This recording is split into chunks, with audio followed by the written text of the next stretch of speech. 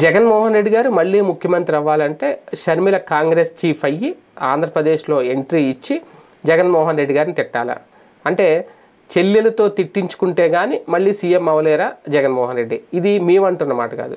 కొంతమంది అంటే షర్మిల కావాలనే మళ్ళీ ఆంధ్రప్రదేశ్ రాజకీయాల్లోకి వచ్చారు, ఇదంతా జగన్మోహన్ రెడ్డి గారి వ్యూహమే, ఎందుకంటే ఆయన వదిలిన బాణమే కాబట్టి మళ్ళీ అడుతిరిగి ఇక్కడికి వచ్చింది ఎన్నికల సమయానికి అంటూ కొంతమంది రకరకాల కథనాలు అయితే రాస్తున్నారు.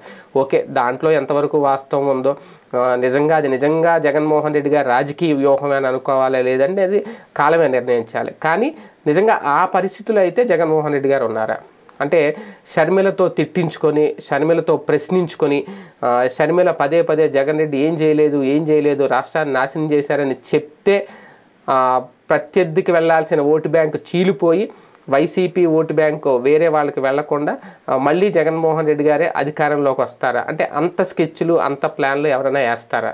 అంటే అలా మాట్లాడే వాళ్ళకి, అలా రాసే వాళ్ళకి ఏదో జగన్ ఇందులో ఇరికించేసి జగన్ని బ్లేమ్ చేయాలనే ఉద్దేశం తప్ప వాస్తవం ఉందా లేదనేది ఒకసారి ఆలోచించుకుంటే బెటర్. మళ్ళీ సీఎం కావాలి అంటే ఆయన ఇప్పటికే చెప్తున్నారు, సంక్షేమం ఏ స్థాయిలో చేశామో, అభివృద్ధి ఏ స్థాయిలో చేశామో, ఎన్నెన్ని కంపెనీలు వచ్చినాయి, ఎన్నెన్ని పరిశ్రమలు వచ్చినాయి అన్ని చూసుకొని ఓటేయండి అంటున్నారు.